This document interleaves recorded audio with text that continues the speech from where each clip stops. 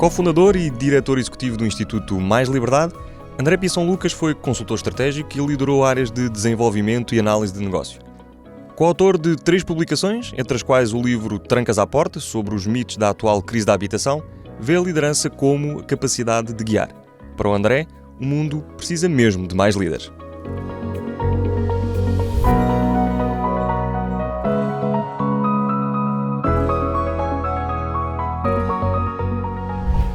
Olá André. Olá. Obrigado por estares aqui connosco, Obrigado. por participares nesta iniciativa. André, tu acreditas que a discussão pública e o desenvolvimento da sociedade não podem nem devem ser um monopólio dos partidos?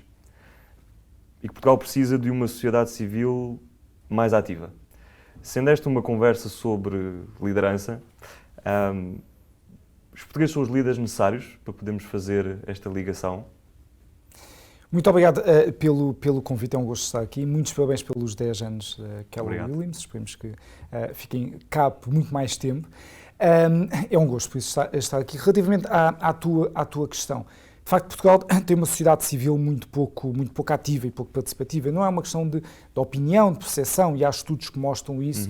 A vários níveis, desde logo na parte até de voluntariado, uma parte simples de sociedade civil, as pessoas participarem em associações.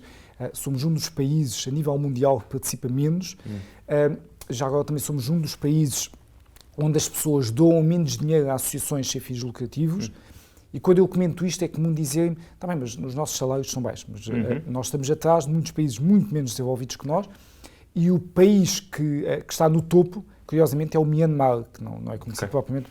Por isso é uma questão mais cultural, está no topo em número de pessoas que doam, não necessariamente no valor total, naturalmente, mas é mais uma questão cultural do que propriamente de capacidade financeira. Por isso temos uma sociedade civil, de facto, algo fechada, porque participa pouco e que deixa, efetivamente, todas as discussões políticas e do futuro do país muito para os partidos, monopólio dos partidos. Aliás, quando nós lançámos o Instituto Mais Liberdade, durante os primeiros meses, perguntavam-nos muito, então, mas quando é que vão transformar isso num partido? Porque há essa tendência de criar esse movimento, depois o objetivo último são os partidos. Isso enfraquece a sociedade e torna a sociedade menos desenvolvida. É importante envolver e é importante ter esses tais líderes da sociedade civil, que não há muitos, efetivamente, e é preciso puxar por eles, é preciso dar espaço, é preciso tirar a discussão apenas dos partidos, é preciso envolver todos, sentir-se todos parte ativa, e não só nas partes simples de ir votar, muito mais de organismos que fomentem de facto essa participação, porque só assim é que conseguimos todos nós contribuir para um futuro melhor para cada um de nós, para as famílias, para a economia. Por isso acho que é um pouco esse o caminho que é fundamental fazermos. E isso passa por iniciativas como do Instituto Mais Liberdade. Em que outras áreas é que, para além de votar, como tu acabaste de dizer, podemos ser mais ativos, não é? Podemos ter um papel de liderança nas nossas comunidades, na nossa esfera de influência? Que outras iniciativas é que os portugueses podem estar atentos para ter esse tal papel mais ativo? Cada um pode atuar na sua área, nem que seja na sua freguesia, no seu bairro, no seu município. Há uma coisa que funciona lá mal, junta-te com outras pessoas, vai à Câmara Municipal, pede uma reunião, tenta mudar as coisas. Mesmo que não tenhamos total autonomia para mudar, temos a capacidade de influenciar. Eu creio que, enfim, nós já há 50 anos estávamos perante uma ditadura em que tudo era totalmente muito descentralizado. Felizmente demos cabo dessa ditadura, mas ainda há aqui restícios de um Estado paternalista que resolve, que trata. Vemos pessoas com dificuldades e pensamos, enfim, o Estado poderá resolver, mas todos nós temos uma missão e temos um papel e não devemos deixar isso tudo para o Estado, até porque queixamos-nos todos muito da enorme carga fiscal, gostávamos de ter salários líquidos mais elevados com menor fiscalidade, mas para reduzir a carga fiscal também passa também por reduzir o foco e o ónus todo nesse Estado grande, e todos nós fazemos um pouco do nosso papel, da nossa missão. Numa comunidade, se há ali fragilidades de um determinado tipo, com determinadas pessoas, juntarem-se e, por que não, conseguirem ajudar aquelas pessoas sem ter que pedir a alguém, ao município. Por isso é importante termos essa proatividade, esse dinamismo, que eu acho que também falta porque Portugal precisa de mais espírito empreendedor. E depois reflete-se também, porque o empreendedorismo não é só o empreendedorismo lucrativo, é o empreendedorismo social, é o proativismo. E falta muito em Portugal. Vou fazer, não vou esperar que o outro faça, não vou esperar que alguém, uma entidade superior faça. Vou fazer, quero resolver, vou fazer. E precisamos muito disso, e precisamos de dar voz a quem faz melhor e ter referências, porque as pessoas vão muito atrás de líderes, atrás de referências que servem de estímulo, servem de... e isso é importantíssimo. Enfim, recentemente faleceu uma boa referência neste tipo de iniciativas, o Nabeiro, da Delta, que é conhecido pela forma como envolvia a comunidade local, como ajudava, e como incitava isso dentro de toda a sua estrutura empresarial, e todos tinham um pouco esse papel de participar nas iniciativas locais, e isto em Campo Maior, numa terra que, se não fosse a Delta, facilmente caía no esquecimento, como tantas terras do interior, e a Delta, não só na perspectiva empresarial da Delta, mas esse espírito de vou fazer aqui alguma coisa pela comunidade. Podem-me dizer, mas ele tinha um poder que o português comum não tem. Mas não é apenas uma questão de poder, é uma questão de espírito e de haver esse efeito multiplicador na sociedade, de seguirmos os bons exemplos. Porque o efeito multiplicador acontece nas coisas boas e coisas más, infelizmente. E olhemos para as coisas boas e tentemos que haja esse efeito multiplicador de fazer alguma coisa, como eu digo, na freguesia, no município, no bairro, na escola, quem quiser, de uma perspectiva mais partidária, metam-se os partidos, tudo bem. Portugal é um dos países onde há menos gente filiada na Europa. E, enfim, estou à vontade para falar, porque eu não estou filiado, mas é uma das... Eu acho que é importante é cada um encontrar o seu propósito, a sua realização. E a realização pode ser, a este nível de participação cívica, social, pode passar por vários aspectos. Mas que encontre, é no bairro, quer muito melhorar o bairro. Faz alguma coisa pelo bairro, junta as pessoas, fala com entidades que possam fazer ali umas feirinhas no fim de semana, e não esperar que os outros façam. Podemos nós, de facto, contribuir e melhorar a nossa vida, a vida de quem é próximo, da família e dos amigos. Sobre responsabilidade individual. Sem dúvida. Falaste sobre precisamos de líderes, e por isso pergunto-te, qual é a tua definição de liderança? Boa questão. Eu vejo muito a liderança como a capacidade de mobilizar as pessoas, entidades, por algo que una por um objetivo comum, sem ter que necessariamente escrever isso preto no branco e de ser uma exigência, mas naturalmente as pessoas são estimuladas porque vêem um propósito ali. É muito isso. Se não virem um propósito, não é liderança. Pode ser uma chefia, mas não chega a ser liderança, porque estão a fazer porque alguém pede. Se virem um propósito, fazem mesmo que não seja obrigatório. Isso está relacionado até com o que falávamos antes. A pessoa com propósito vai com um estímulo maior, com uma vontade maior. E é importante termos mais líderes em todo o âmbito da sociedade, da economia, da política, que as pessoas olhem para aquela pessoa, é uma pessoa inspiradora, é por ali, de facto, tem uma visão, acredito nisto, tenho o meu propósito também é o mesmo. Bem, vamos a isso. Obrigado. Mudar aqui um bocadinho a conversa, aproximar-nos aqui ao nosso setor. Não é? Tu estudaste em profundidade as razões por trás de um dos temas quentes, quer no imobiliário, quer na sociedade e na economia portuguesa neste momento, que é a crise de acesso à habitação. O que é que o vosso estudo, que gerou inclusivamente um livro, o que é que concluiu e o que é que podemos fazer diferente acima de tudo? Nós, para já, vemos o problema da habitação não é um problema novo. Tivemos, nas últimas décadas, tivemos graves problemas de barracas, até em Lisboa, estamos a gravar isto em Lisboa, que felizmente, em grande parte, foram erradicadas de Lisboa e até de outras cidades do país. Por isso, o problema da habitação não é novo. Qual é que é a diferença deste problema que falamos hoje? É que o problema da habitação chegou em força à classe média.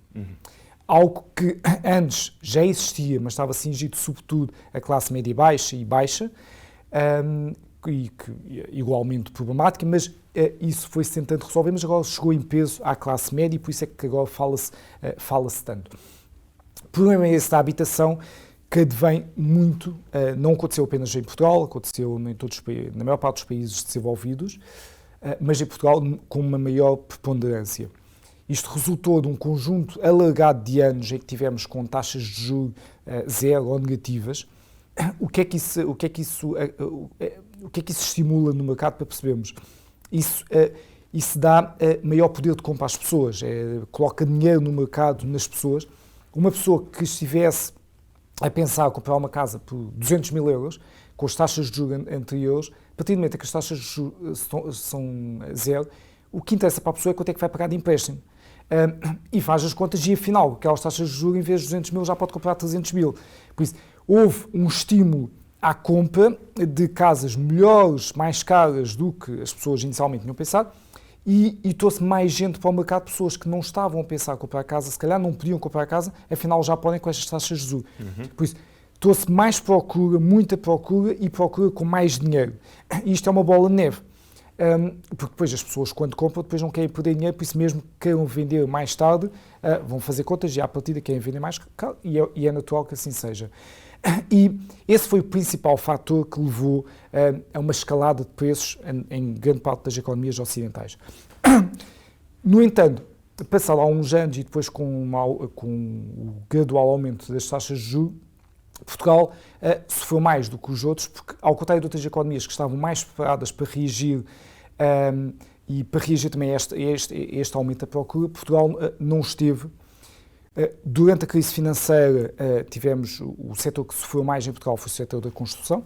Saíram muitas empresas do mercado da construção, não só empresas, mas colaboradores, trabalhadores, mão de obra, que atualmente está a cerca de 30%, 40% abaixo do que tínhamos durante a crise. É brutal. E o número de empresas, não tenho o número, mas também caiu brutalmente. E os investidores focaram-se noutro tipo de setores. E a partir do momento que agora começou a haver essa procura com as taxas de juros, etc., que é preciso dar resposta, não há quem consiga dar a resposta. E porquê é que também, de repente, não aparecem mais? Porque estamos num setor com imensos obstáculos de licenciamentos, de morosidade de licenciamentos, de regulamentos excessivos. As principais câmaras do país estão entupidas, querem dar respostas e não conseguem, não têm agilidade. Temos uma série de recomendações diretivas europeias que tardamos a conseguir implementar nas autarquias para acelerar os processos. E todos estes atrasos, quem paga é o consumidor final. As taxinhas, etc., paga o consumidor final, licenciamentos, atrasos, paga o consumidor final. E são tudo custos que são incorporados na avaliação que os promotores fazem, que os construtores fazem, e que refletem-se aí está no consumidor final e leva a esta escalada de preços e que não temos conseguido dar resposta, não temos tido agilidade para conseguir construir mais e dar resposta à procura. Que, olhando para o lado da procura, isto sobretudo do lado da oferta, do lado da procura, também temos um problema, não é só uma questão do lado da oferta. E não vou falar do problema habitual que se fala no lado da oferta, do lado da procura, sobre os estrangeiros, o alojamento local, etc. Porque, primeiro, e os vistos de gold, a maior parte destes fatores tiveram um peso relativamente pequeno, e muitas vezes concentrado em algumas zonas, e não é por aí. E a resolução no lado da procura não é impedir que pessoas venham para cá, é muito positivo que estrangeiros queiram vir para cá, queiram investir, etc. como o alojamento local também dinamizou bastante o turismo e democratizou até o acesso ao empreendedorismo, que são sobretudo empresários de classe média, não são grandes empresários, têm dois alojamentos locais. Por isso, não quer dizer que não haja oportunidades aí para resolver, mas o tema principal na procura é o que assistimos nas últimas décadas a uma migração brutal em Portugal, migração interna em Portugal, das zonas rurais e do interior de Portugal para as grandes áreas metropolitanas, Lisboa em particular, mas não só, mas Lisboa foi mais afetada. E basta ver que o preço da habitação, metro quadrado, em Lisboa é 6 vezes mais que Porto Alegre. Estamos a falar de 2 capitais de distritos. Isto leva-nos a pensar, nós até temos algumas casas, as casas não estão onde as pessoas estão, não temos casas onde as pessoas estão e temos pessoas onde não há casas, enfim. Temos aqui um mercado disfuncional. Houve de facto, por isso, uma pressão muito grande nestas áreas metropolitanas que não têm transportes também para conseguir dar resposta, porque numa situação normal seria fácil alguém viver a 50, 60 km de Lisboa e ir todos os dias para dentro de Lisboa. Há quem o faça, mas não é o mais prático, não há boas condições de transportes públicos para isso acontecer. E por isso, todos os dias 300, 400 mil carros entram dentro de Lisboa, porque não há, enfim, depois leva-nos para outros problemas, até ambientais, mas há uma sobrecarga, por isso, muito grande de Lisboa. Junta-se a isto também temos mais famílias. A população portuguesa, a população de cidadania portuguesa nascida em Portugal está a descer, mas é compensada pelos imigrantes. Por isso a população geral em Portugal até aumentou nos últimos anos. E poderia ser expectável que precisamos mais ou menos do mesmo número de casas. Mas não, porque nós neste momento temos mais famílias, porque há mais famílias monoparentais, as pessoas estão mais divididas. Há mais famílias monoparentais, as pessoas estão a viver mais anos e que leva a que uma das duas partes dos casais acaba por falecer mais cedo e depois pessoas que ainda vivem mais 10, 20 anos sozinhas e isso exige que haja mais casas. Para termos uma ideia, nós na última década construímos cerca de 100 e tal mil fogos. Nas 3 décadas anteriores, em todas elas, cerca de 800 mil. Houve uma queda brutal. Não significa que o desejável fosse ter mantido as 800 mil. O objetivo não é estar sempre a construir. Mas, como eu dizia há pouco, as casas não estão onde as pessoas querem. Depois há casas que não têm as condições necessárias, porque é natural que casas com várias décadas já não têm as condições de conforto de hoje em dia, que legitimamente as pessoas procuram. É bom sinal as pessoas não se satisfazerem com as casas de há 70 anos e exigirem mais hoje, exigirem elevador, etc. Até porque a demografia também leva a isso. Se vivemos mais tempo e se as pessoas depois acabam por ter mais problemas de mobilidade, com a idade, precisam de casas com outras condições. Precisamos, por isso, de atacar muito a oferta, o pilar-chave é a oferta, mas também descentralizar este país. O Estado dá o exemplo com a descentralização, meter organismos fora de Lisboa, melhorar muito a mobilidade para ser mais fácil ligar estes pontos e não exigir que as pessoas vivam dentro de Lisboa, dentro do Porto. Isso é fundamental. E acrescentar aqui um ponto que é construir mais e resolver estes temas, ajuda a solucionar todo o mercado da habitação, tanto compra como arrendamento. Mas o arrendamento é um problema adicional. Por um lado, nós não temos mercado de arrendamento.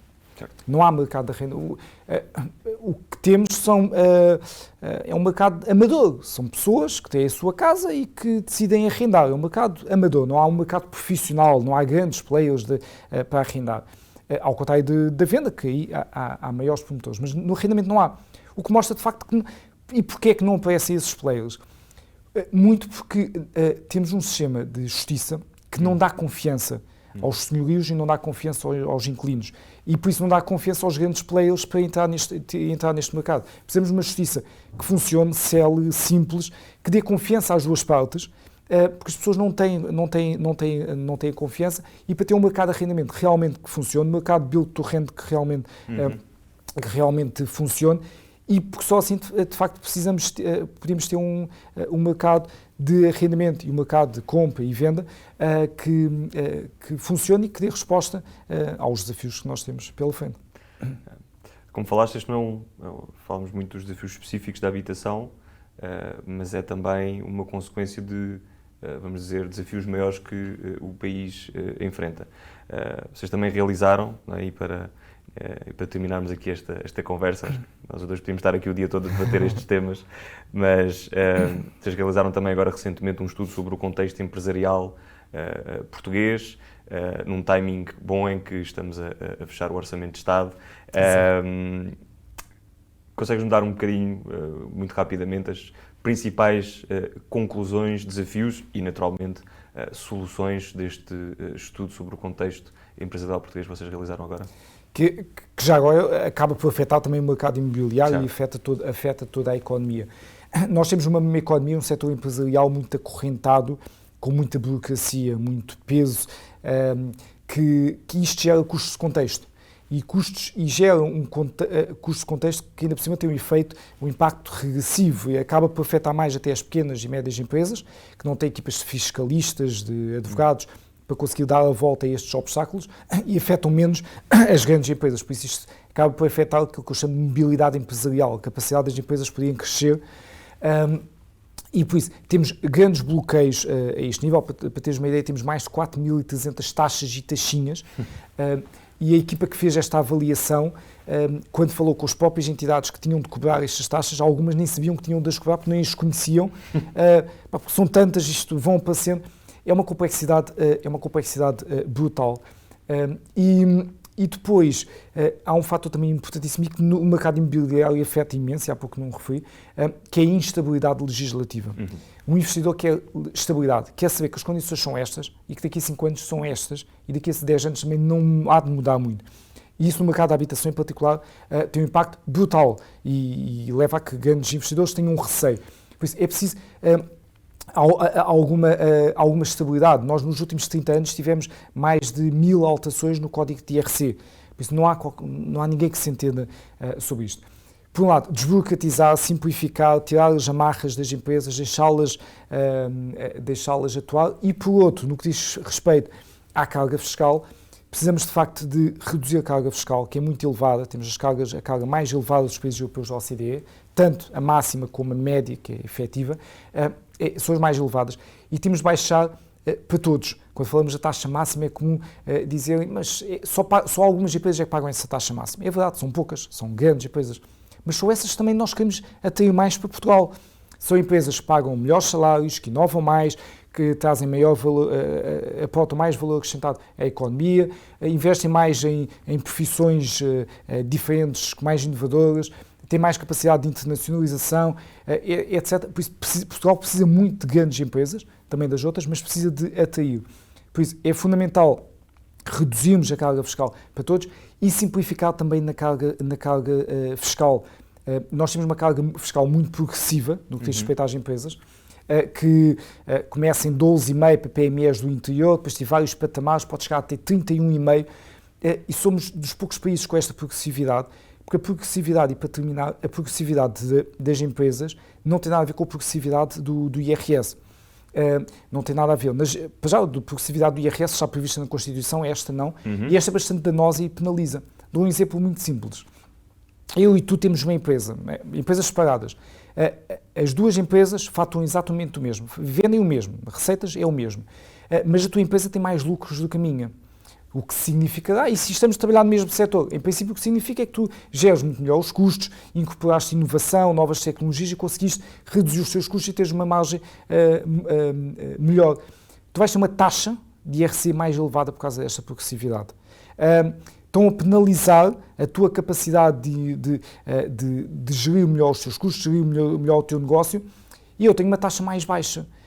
Qual é que é o sentido que isto faz? A progressividade nas empresas não faz sentido, penaliza o crescimento, penaliza a eficiência, por isso temos de simplificar, reduzir esta progressividade e reduzir a carga fiscal e simplificação, também deixar de ter tantos benefícios, isenções, etc., tanta destruição da economia, mas baixar transversalmente para todos. Não quer dizer que não haja apoios específicos para algumas coisas, mas tentar baixar transversalmente para todos, ter menos isenções, benefícios, complicações, só gera complicações e complicações essas, que os maiores acabam por beneficiar mais, porque conseguem navegar melhor nestas águas turbulentas e os mais pequenos são mais prejudicados. Por isso, acho que temos um caminho com algum potencial de melhoria. Esperemos que nos próximos anos melhore.